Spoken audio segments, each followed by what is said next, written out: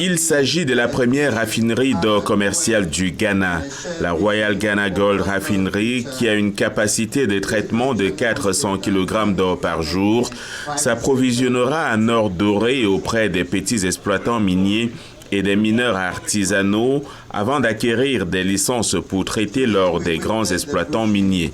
Currently, our country's gold.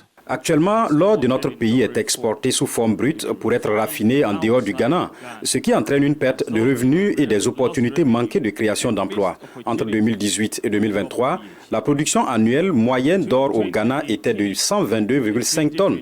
Tout cet or a été exporté non raffiné, ce qui a entraîné des pertes de revenus, comme je l'ai indiqué.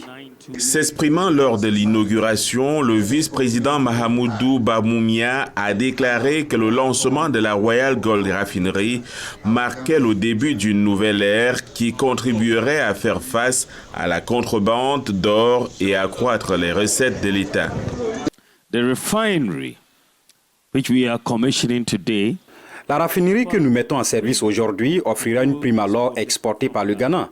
Dans un premier temps, elle devrait créer 80 à 120 emplois directs et 500 autres emplois indirects, augmenter les recettes fiscales nationales sous la forme d'impôts sur les sociétés et nous permettre d'affiner l'or à 24 carats, soit une pureté de 99,99%, la même qualité qu'une bonne barre de livraison selon la norme NBMA. Une part non négligeable de la production d'or du Ghana provenant de mineurs artisanaux non réglementés était auparavant exportée en contrebande hors du pays, d'où l'importance pour le Ghana de transformer ses propres ressources.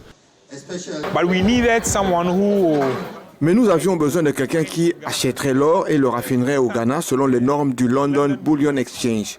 Et bien sûr, avec l'arrivée ou l'inauguration de la Royal Ghana Gold Refinery, nous pensons qu'elle achètera l'or, qu'elle le raffinera et bien sûr qu'elle lui apportera de la valeur ajoutée. Et c'est ce que nous voulons. Cela nous aidera beaucoup. L'argent restera au Ghana. Nous n'aurons pas à envoyer notre or à l'extérieur et payer des taxes. Selon Mahamudu Bawumia, vice-président ghanéen et candidat à la présidentielle de décembre, la Royal Ghana Gold Refinery exploiterait directement entre 80 et 120 personnes et créerait 500 emplois indirects. Elle est le fruit d'un partenariat entre la société indienne Rosie Royal Mineral et la Banque centrale du Ghana qui détient 20% des parts. Finally, we're here.